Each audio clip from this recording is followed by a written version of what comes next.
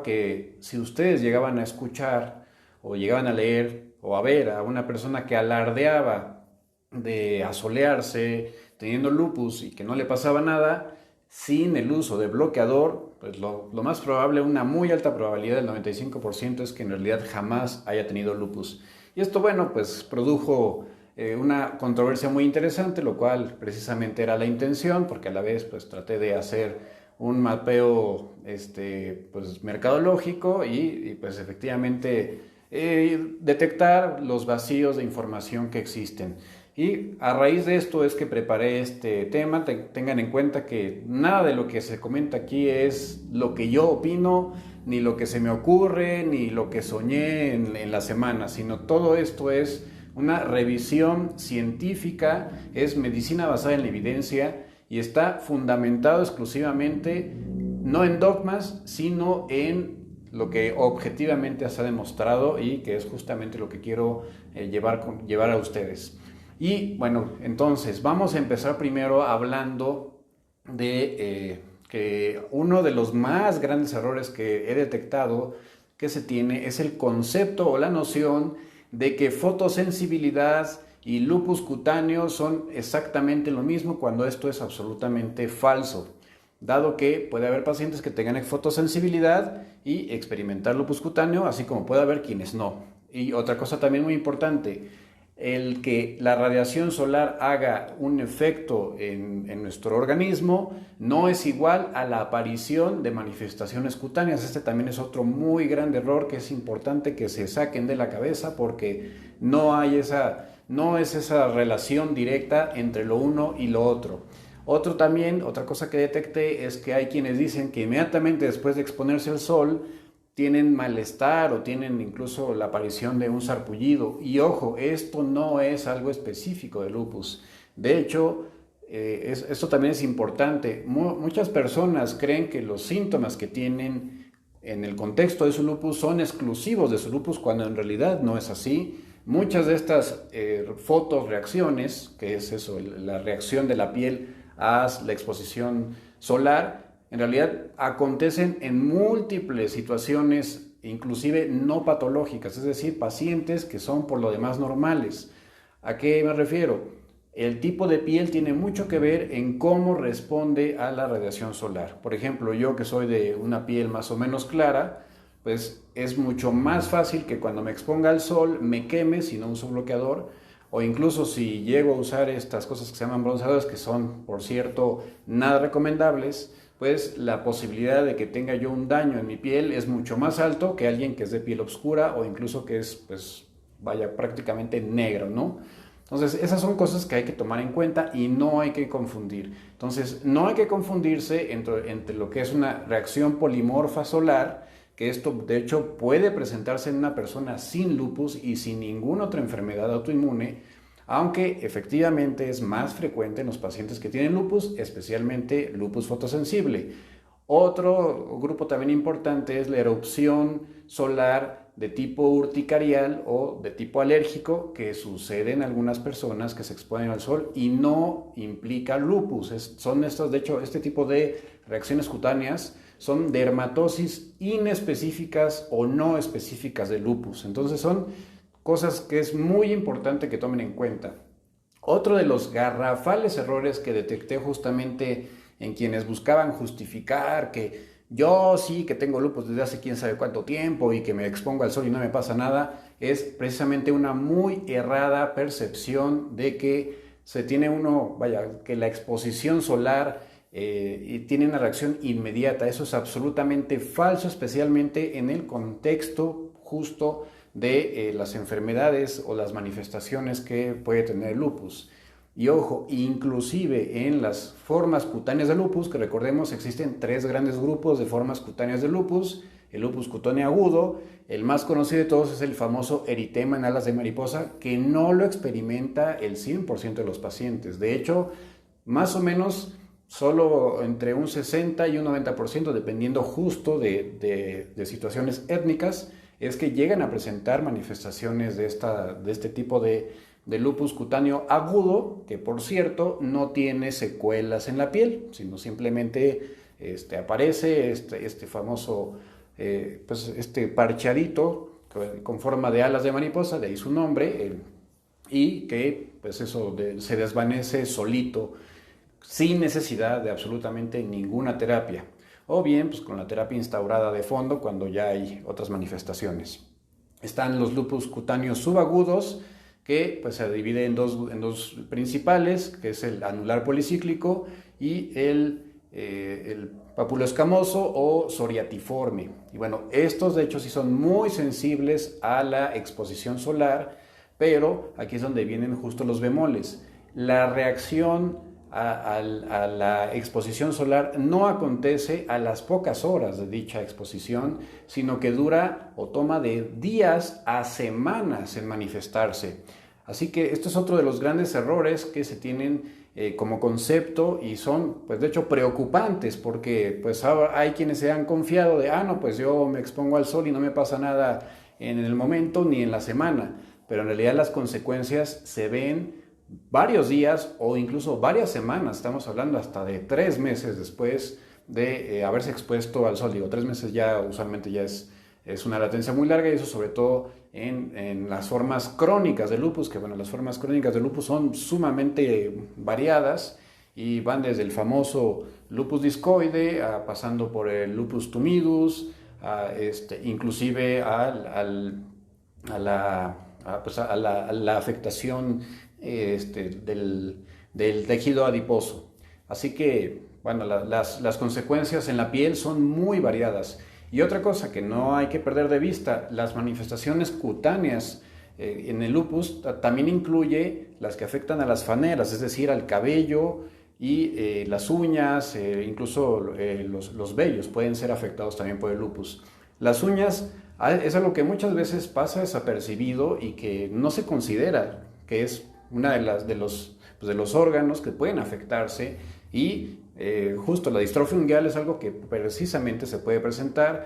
No olvidemos que dentro de la clasificación para hacer el diagnóstico de lupus, en el contexto o en el rubro de manifestaciones de origen epitelial, están también las aftas o las úlceras que suceden sobre todo en la mucosa de la boca y en menor medida de la nariz. Así como, pues no olvidemos que puede haber alopecia, que es la pérdida de cabello, que puede ser ya sea la alopecia areata, que es una pérdida circunscrita de cabello, o una alopecia global, o el cabello lúpico, que simplemente es un cabello que debido a la afectación de los folículos pilosos, pues eso pierde su vigor, su fuerza, y pues se hace cortito y quebradizo. Entonces estas son cosas muy importantes que hay que tomar en cuenta a la hora de hablar o considerar cuál puede ser la consecuencia de exponernos al sol y lo que es el lupus cutáneo. Entonces no se confundan. Puede haber personas que perfectamente no tengan lupus cutáneo y desarrollen incluso consecuencias muy graves en los órganos internos. Ahora, aquí es donde viene la otra cara de la moneda.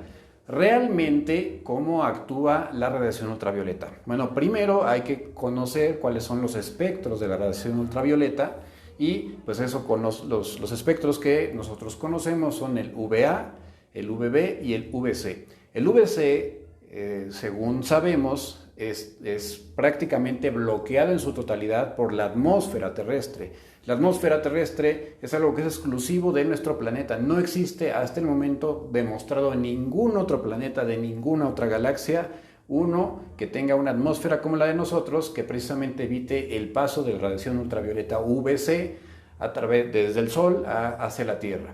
Esta radiación es extremadamente, destructiva, dañina, y es de hecho este tipo de radiación la que se utiliza precisamente para ciertos filtros de alta eficacia, incluso para esterilizar hasta algunos materiales quirúrgicos y así, en aparatitos donde se puede desarrollar, donde se puede generar radiación UVC. Entonces esta en realidad es de un espectro de onda mucho más corto, y por lo mismo tiene una capacidad destructiva brutal, aunque su capacidad de penetración es muy baja en la piel, precisamente, si se llegaran a exponer, pero las consecuencias sobre las células y el material genético son devastadoras. Entonces esta prácticamente podemos hacerla a un lado, esta no nos interesa.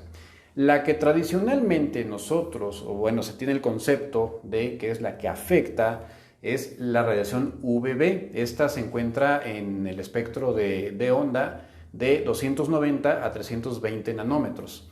Y esta efectivamente, pues cuando la capa de ozono era íntegra, pues prácticamente no lograba pasar nada de UVB, pero ahora que pues, tenemos ahí hoyos por todos lados en nuestra capa de ozono, pues eso logra atravesar y llegar a la Tierra, donde no es del todo mala, pero sí cuando uno se expone de más o cuando cualquier ser vivo se expone de más, pues tiene consecuencias que pues justamente es a la cual se atribuyen principalmente las quemaduras.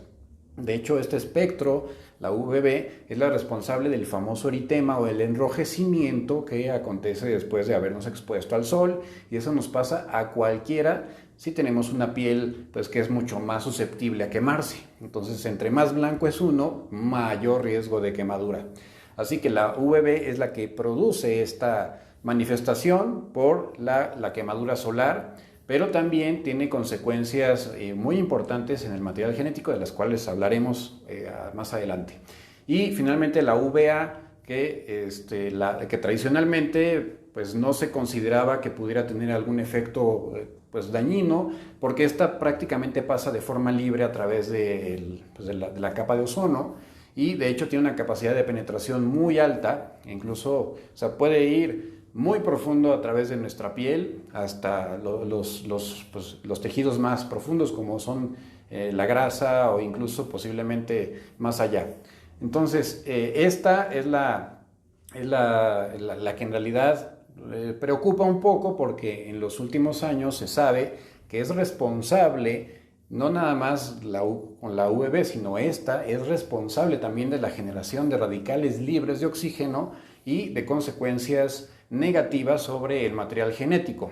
Entonces, esto es algo de gran trascendencia, porque quiere decir que el protector solar que utilizamos debe tener la capacidad de bloquear tanto el UVB como el UVA, cosa que antes no se tomaba en cuenta, antes no se consideraba, y pues eso, hay personas que tienen todavía ese concepto de hace más de 50 años, bueno, incluso todavía hace 10 años no se tenía tan claro esta situación, y cuál es la gran desventaja, que se confían y simplemente compran un bloqueador que dice factor de protección solar 50 más, y creen que con eso ya no hay ningún problema. Y esto es absolutamente falso, porque se necesita también tener un factor de protección del espectro A que por lo menos sea de 14 superior, para evitar las consecuencias que tiene, sobre todo precisamente en pacientes con enfermedades autoinmunes, que no nada más es el lupus. Hay otras enfermedades autoinmunes que son especialmente sensibles a la radiación solar,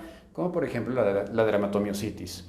Entonces, se dan cuenta, aquí empieza a haber una serie de información que probablemente muchos de ustedes ni siquiera sabían, y pues eso genera pues como una especie de confort cuando no debería haber ese confort. Entonces, ¿cuáles son las consecuencias que tiene la radiación solar sobre nuestro organismo pues en los pacientes especialmente que tienen lupus? Bueno, en personas que no tenemos lupus y que no tenemos otras enfermedades que están, digamos, mediadas por el sistema inmunológico en la piel, en realidad, lo que nos preocupa es que la exposición frecuente a la radiación ultravioleta, y además algo muy importante, la exposición o la absorción de la radiación ultravioleta es acumulativa. Es decir, que si ustedes se han expuesto al sol a lo largo de varios años,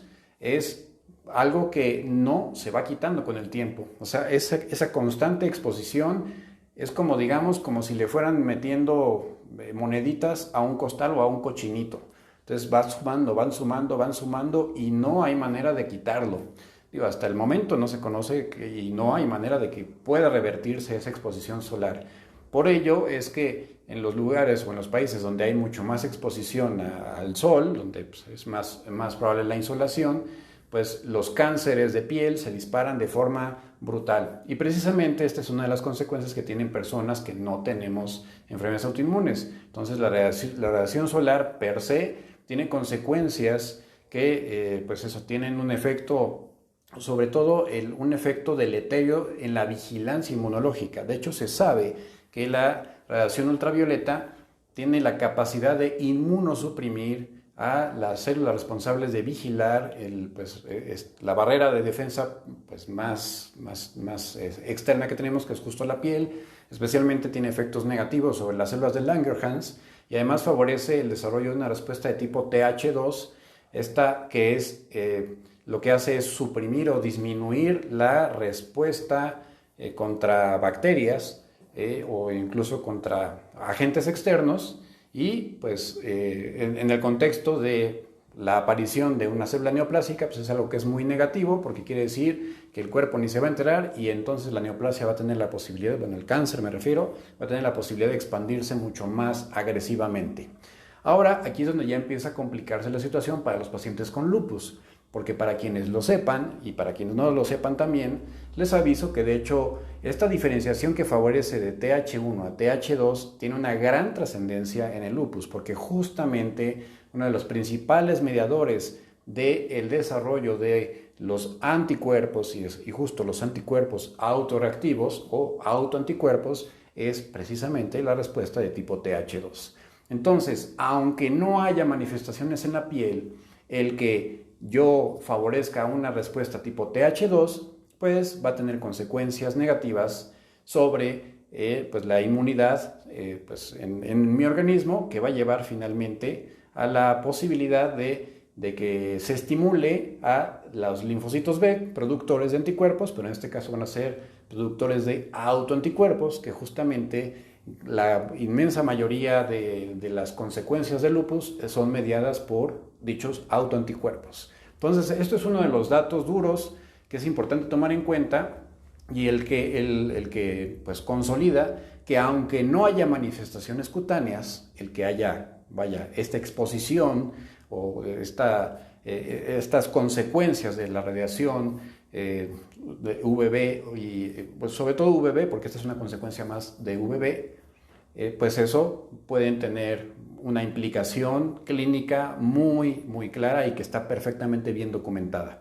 Otra de las cosas que también se ha observado es que la exposición a la radiación ultravioleta favorece la aparición de algo que se conoce bioquímicamente como clústeres de diferenciación, bueno, bioquímica e inmunológicamente, y estos clústeres de diferenciación que principalmente nos atañen, nos preocupan, especialmente están el CD27 y el CD70, los cuales sabemos hoy en día que son muy importantes y relevantes para la presentación de antígenos, es decir, llega a una célula, toma una proteína, sí, porque habitualmente esta presentación es de proteínas, y bueno, recordemos que la gran cantidad, del 70% de nuestro peso son proteínas, así que todos los organismos, incluyendo nuestro organismo, el hecho de que una célula presente una proteína, pues hace muy alta la posibilidad de que se presente una reacción contra esa proteína. ¿Y qué es lo que sucede? La exposición a la radiación ultravioleta, inclusive la radiación a UVA, favorece la externalización de ciertos antígenos. En el contexto de una persona que tiene una predisposición genética a la presentación equivocada de estos antígenos, o sea, de estas proteínas incluso propias, si esta célula que tiene la capacidad de presentar esta proteína a otra que tiene la capacidad justo de reconocerla y a partir de ese reconocimiento generar una respuesta, entonces, ¿cuál va a ser la consecuencia? Que se produzca una respuesta inmunológica contra dicha proteína.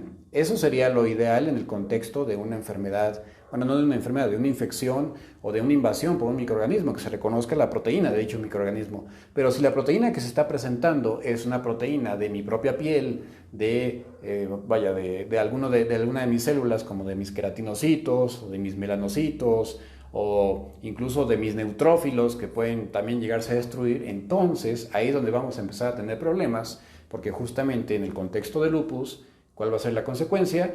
Que se va a despertar una respuesta inmunológica contra componentes propios y esto pues va a traducirse en una expansión clonal, o sea, esta célula que es primero presenta y luego es coestimulada por esta, la cual le presenta, o sea, entre ellas, digamos que se dan sus besitos así bien apasionados.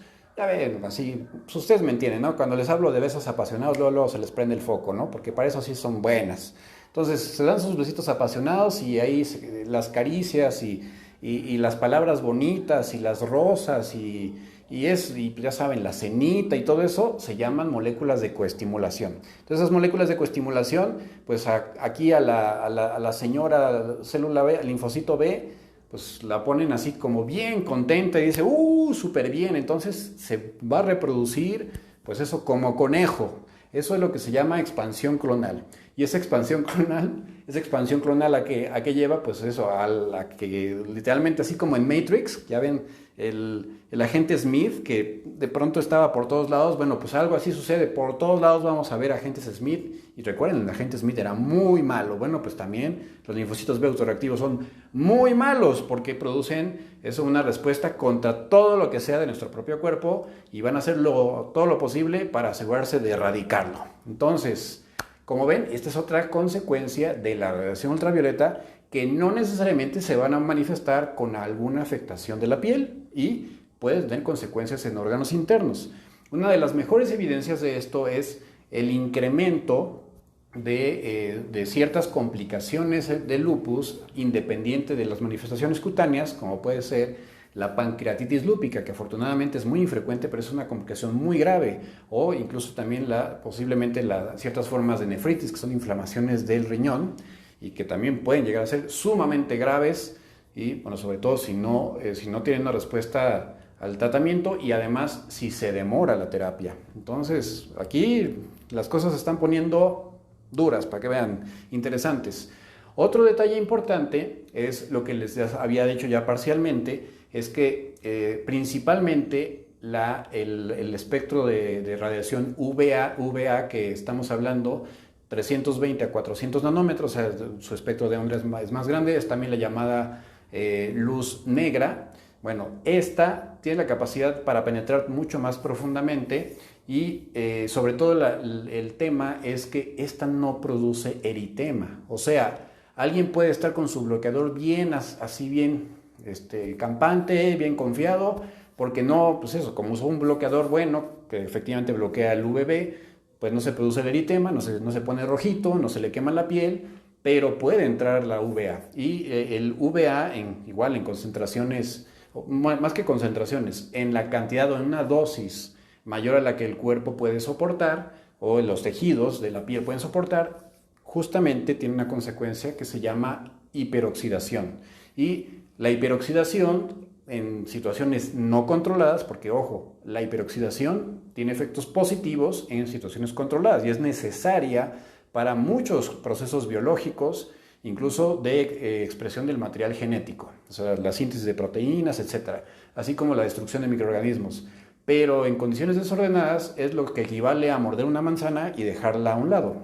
Si ustedes muerden una manzana y la dejan allá afuera, pues se va a ir corroyendo hasta que pues queda negra, horrenda, ¿sí? Igual cuando dejan el pollo afuera, que ustedes lo han visto, ¿no? Cómo la grasa se va, pues va experimentando un cambio químico. Bueno, justamente eso puede suceder y esto pues tiene repercusiones porque favorece la hiperoxidación, el desarrollo de una cascada que lleva finalmente a la muerte de la célula, ya sea por apoptosis, porque pues, al empezar a haber daño en su membrana, es pues eso, guiada para que produzca un suicidio, o bien directamente se produce pues la llegada de células encargadas de, pues eso, matarla, ¿no?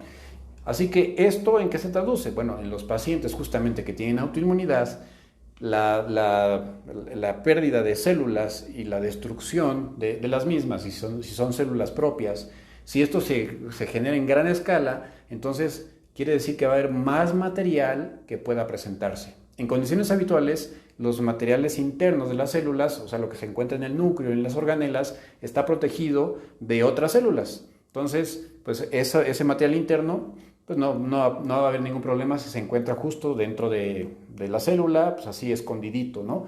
Digamos, para que ustedes me entiendan, es como el pastel que esconden, no sé, en el congelador o hasta atrás del refrigerador. Pues mientras nadie lo note y lo pongan de hecho en una bolsa negra, pues va a estar seguro. Pero, ¿qué pasa en el momento en que, híjole, pues alguien, no sé, llega el marido o llega el hijo y ve la bolsa negra y pues se la desenvuelve al pastel, porque pues necesitaba la bolsa negra y pues el pastel ya queda al descubierto y decide, pues, ¿qué pasa? Pues de inmediato entran todos ahí y le dan matarile al pastel, ¿verdad? Bueno, lo mismo sucede en el caso de precisamente estos antígenos internos. Entonces se exponen los antígenos internos, llaman la atención de las tragonas, no hablaba de ustedes, hablaba de los macrófagos y neutrófilos y es células encargadas de, ya saben, de limpiar. Entonces vienen y hacen el aseo, se ponen a barrer y a trapear, pero se acumula mucho la basura, entonces se enojan, se desesperan y dicen, oh, ¿y ahora qué voy a hacer? Entonces pues empiezan a utilizar recursos para tratar de sacar toda esa basura, pero enloquecen tanto que dicen, no, ya estoy cansada de tanta basura, y entonces dicen, voy a sacar mi lanzallamas. Entonces efectivamente sacan su lanzallamas, pero resulta que el lanzallamas pues incendia la casa. Y tal cual es lo que termina sucediendo en justamente la autoinmunidad y especialmente en el lupus. Entonces, para que vean que no es tan sencillo como que ya no uso mi bloqueador y no pasa nada y yo me asoleo y en ese momento no siento mal ni nada, porque esto obviamente toma varias semanas. Así que para que le echen un ojito a esta información, que por cierto les voy a compartir todas mis bibliografías en las cuales yo me baso y sustento, para que ustedes lo puedan tener a la mano y lo puedan leer. Lo malo es que está todo en inglés, lo siento, porque bueno, en español no encontré información relevante, tristemente. Y bueno, otra cosa importante también, pasando al siguiente tema, que son los lupus-like, y eso es algo, y eso es algo muy importante que ustedes deben de tomar en cuenta, que existen los lupus-like. El grave problema de los lupus-like, bueno, de por sí todavía no terminamos de entender al desgraciado lupus, porque la verdad es que sí, y otra cosa, el lupus no es una enfermedad, es un grupo heterogéneo de síndromes clínicos que comparten una fisiopatogenia, o sea, que comparten una forma en la cual se expresa y se producen diversos cambios dentro del organismo. Pero hay muchos tipos de lupus. Y de por sí no terminamos todavía de comprender a los lupus, cuando además existen otras cosas que se llaman lupus-like. ¿Y esto qué significa? O sea, hay enfermedades que pueden imitar al lupus o que efectivamente tienen muchas manifestaciones, inclusive internas, o sea, de las respuestas exageradas o desmesuradas o fuera de lugar de las células internas, y que pueden ser clínicamente casi indistinguibles de un lupus eritematoso sistémico. Entonces, la causa más frecuente de estos es el uso de fármacos, que de hecho, y ojo, aquí es donde viene precisamente, pues yo diría que el parteaguas de toda esta historia. Pueden producir, de hecho, algo que se llama lupus inducido por drogas. Pero qué gran diferencia hay con este lupus. Es que la inmensa mayoría, en cuanto se retira el fármaco en cuestión, pues el lupus desaparece. Y entonces existen muchos casos precisamente de personas que, pues al ir con alguien que no era experto, que no conocía bien, que no tenía ni la más remota idea, pero bueno, pues sí ve cosas raritas y dice, ay, pues sí parece un lupus, y ya lo etiqueta como lupus, y también en su ignorancia, pues lo que hace es, con el tratamiento que venía la paciente, simplemente se lo cambia, y sin saberlo él, en realidad quitándole o cambiándole ese tratamiento, pues le quita lo que produjo este desorden, y entonces pues, el lupus se cura. Y dicen, wow, curé el lupus, ¿no? Como este hombre por ahí que dice que da antibióticos y cura el lupus, o como, pues ya saben, ¿no? Que casi ni pasa, estos vendedores de productos milagro que curan el lupus. Entonces, esto es algo que es mucho más común de lo que siquiera ustedes podrían llegar a imaginar. De hecho, en nuestro centro de alta especialidad, hemos detectado que aproximadamente 70% de las pacientes, o los pacientes, porque los hombres también llegan a suceder, aunque es muy raro, que llegan con el diagnóstico supuesto de lupus, cuando se vuelven a analizar las situaciones, 70% nunca tuvieron lupus. En realidad nunca tuvieron lupus. Tuvieron un lupus-like o simplemente una mala clasificación de un padecimiento y pues se pusieron en lo que podríamos decir pues el cajón desastre, pues el lupus. Cuando no sé qué rayos tiene y está muy raro, le llamo lupus. Y eso es bastante frecuente. Por ahí alguien me comentaba incluso que que tenía una glomerulopatía membranosa. Pues, maestro, de hecho te comento que la glomerulopatía membranosa, el lupus no es la única razón de producirla. Y pues justamente hay por lo menos 20 enfermedades o 20 situaciones que pueden producir este tipo de afectación renal. Entonces, pues a lo mejor a lo que más se parece, de acuerdo a ciertas cosas que evaluaron o que valoraron tus médicos, es a un lupus, pudiera ser, pero si la única manifestación que tuviste fue una glomerulopatía membranosa y no hubo ninguna otra situación alrededor, posiblemente nunca fue lupus, fue alguna otra cosa, porque también además existe, para que nosotros todavía nos jalemos más los cabellos, justamente las glomerulopatías no clasificables, o sea, las idiopáticas, las que no tenemos ni la más remota idea todavía con la ignorancia enorme que tenemos los seres humanos de clasificarlo. Incluso los que nos dedicamos a esto, a veces podemos llegar a enfrentarnos a pacientes que no sabemos qué rayos tienen, a pesar de que los estudiemos a diestra y siniestra, y lo único que nos queda es pues ir y atacar pues eso, las manifestaciones o el desorden inmunológico que detectamos. Y hasta ahí llegamos. La verdad es que los seres humanos somos sumamente ignorantes, no sabemos absolutamente nada, pero creemos que lo sabemos todo y creemos que si nos ganamos un premio Nobel ya somos... Y déjenme les digo, además de todo, los premios Nobel no lo saben todo. Saben muchísimo de una sola cosa, o unas cuantas cositas, pero no lo saben todo, ¿ok?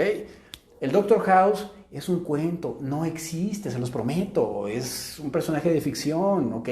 Es más, bueno, hasta él mismo decía, it's no lupus, hay que buscar otras opciones.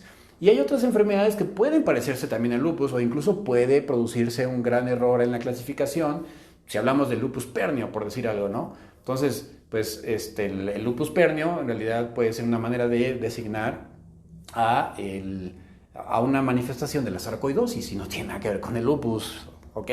Además, la sarcoidosis habitualmente se autolimita en el transcurso de 2 años, por poner un ejemplo. O el lupus vulgar. El lupus vulgar es como se le dice a una manifestación de la tuberculosis cutánea.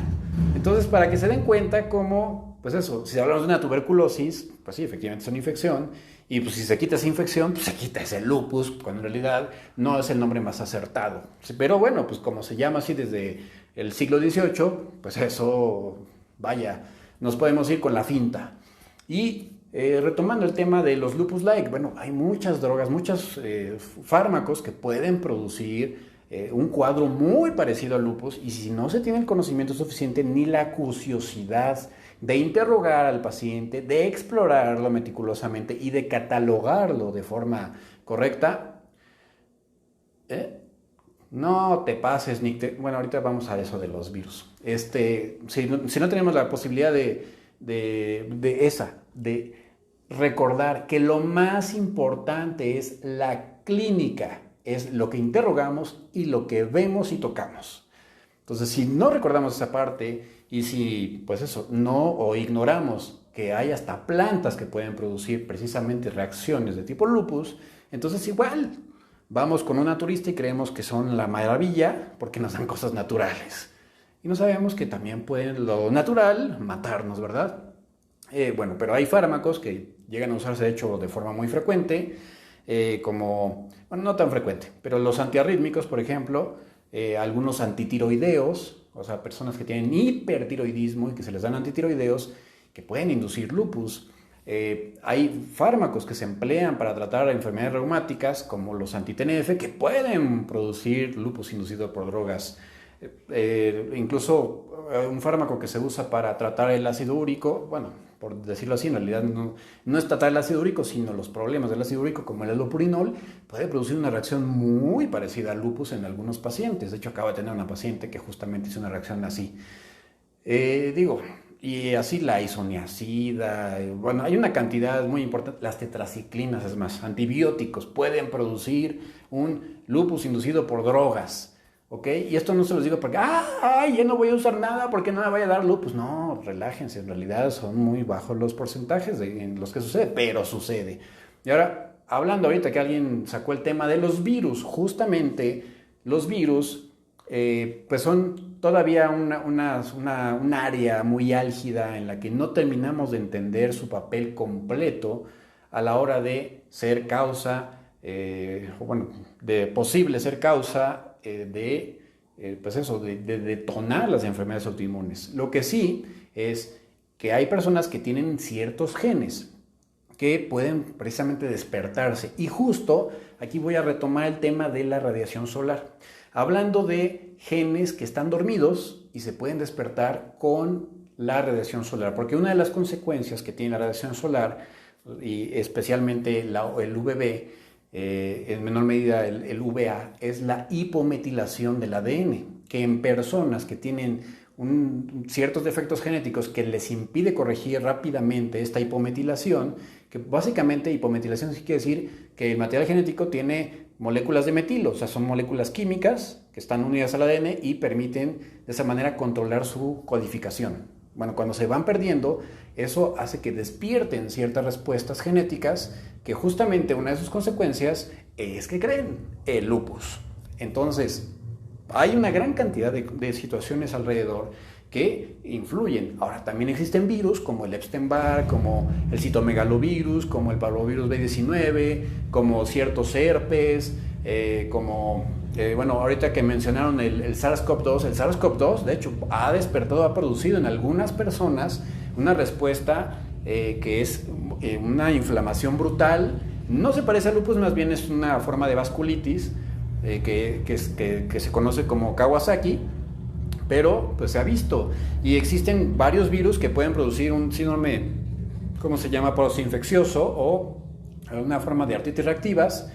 Y incluso hay personas que se pueden quedar por varios meses o años con sus manifestaciones, incluso muy parecidas, por ejemplo, a la artritis reumatoide, como lo que pasa con el Zika o el chikungunya. Entonces, ¿qué es el tema aquí? Es que pues hay susceptibilidades genéticas, hay muchas maneras de manifestarse y por supuesto que entre peor come el individuo, pues más posibilidades hay. Entonces los que les encanta la fritanga y les gusta fumar y se sienten acá, no, sí, yo me amo porque me doy pues mis bizcochos y me doy mis donitas Bimbo y mis mazapanes y pues, todas esas cosas, esas porquerías que, bueno, está bien, de vez en cuando no pasa nada, pero el problema es que no las comen de vez en cuando. ¿Para qué se hacen? ¿Para qué nos hacemos? ¿No? ¿Para qué tapamos el ojo del macho? Dicen por ahí. Entonces, ese tipo de cosas favorecen notablemente la inflamación.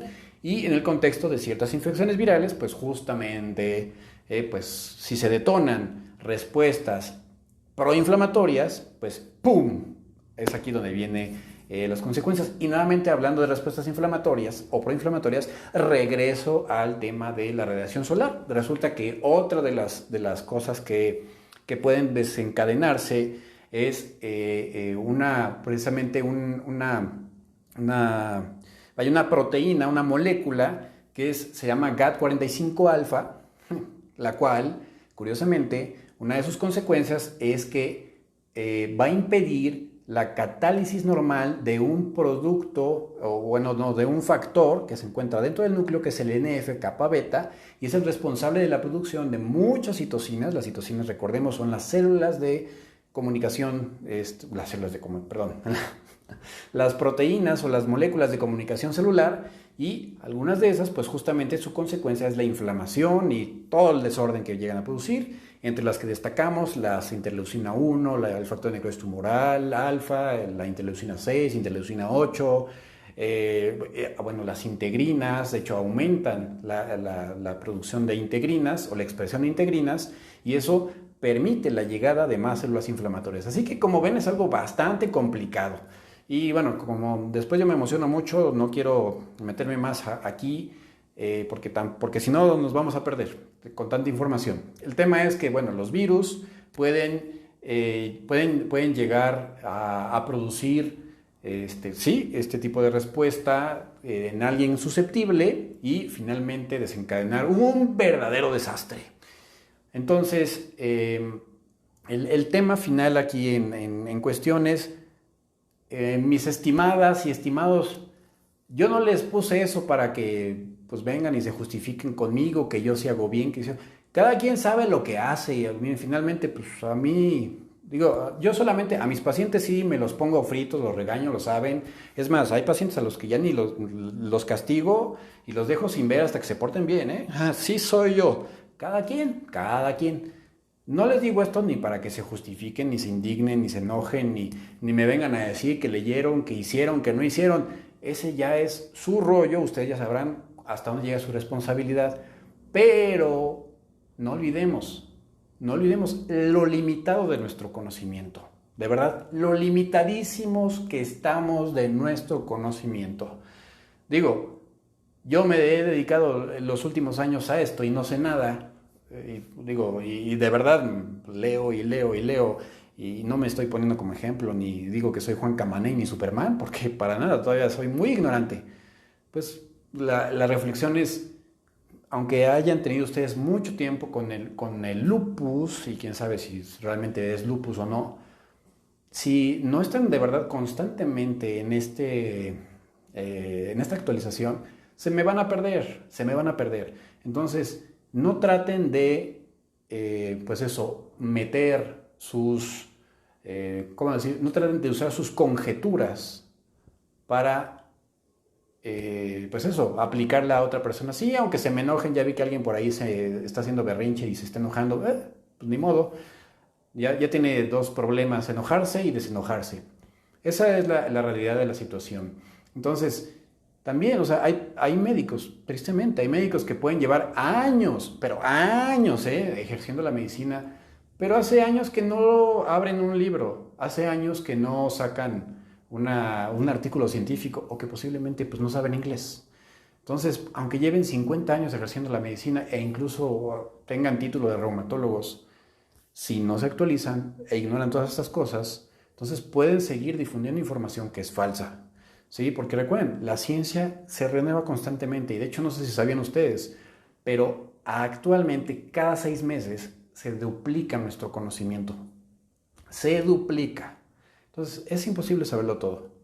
Pero la reflexión aquí es que, insisto, el hecho de que no tengan manifestaciones cutáneas al exponerse al sol no significa que no les haga daño el sol. Efectivamente, además, hablando de eso, el 70% de los pacientes sí notan y saben que tienen fotosensibilidad. Pero ¿qué creen? Cuando se evalúa justamente la fotosensibilidad a través de test objetivos con respecto a lo que dice el paciente, la correlación es paupérrima. Es decir, lo que el paciente siente o cree que está produciendo la radiación solar no tiene nada que ver con lo que en realidad le produce la radiación solar. Así que esta es otra situación que de hecho hay artículos, incluso va a ser de los artículos que les voy a mandar que se los voy a adjuntar para que los puedan consultar, donde se evidencia que no hay una correlación buena entre lo que el paciente siente y lo que realmente sucede en su organismo. Inclusive hay atribución equivocada de ciertos tipos de dolor a actividad lúpica cuando no tiene que ver con actividad lúpica, tiene que ver más con una fibromialgia o con una neuropatía de fibra pequeña o con una depresión o una ansiedad. Es muy complicado, es una situación muy compleja. Y eso, no es, o sea, el daño que produce la radiación solar no es igual a el sol me hace daño solo si tengo lupus cutáneo. Eso también quítenselo de la cabeza, eso es un error garrafal, ¿ok? 90% de los pacientes con lupus van a tener en algún momento manifestaciones cutáneas, eso sí. O sea, es rarísimo que no tengan manifestaciones cutáneas. Bueno, no rarísimo, muy infrecuente, 10%. Y el lupus cutáneo agudo más o menos le sucede como a un 60%, que es sobre todo el rash en alas de mariposa, pero puede haber muchas. Puede haber desde lupus ampolloso, otro tipo de lesiones en placas, etc. Entonces, eso, ojo, si ustedes tienen lupus, no se arriesguen, no jueguen al tuerto o no jueguen al niño que se mete al fuego. No significa que no puedan no puedan ir a la playa. Por supuesto que no significa eso. No es lo mismo el sol que la radiación. Si ustedes usan un bloqueador solar adecuado, que tenga un factor de protección solar por lo menos de 50, sí, bueno, que ahorita ya se divide nada más en 30 y 50, y que además proteja de la radiación UVA, es decir, los que tienen abo, a- abobenzona, perdón, abobenzona o óxido de,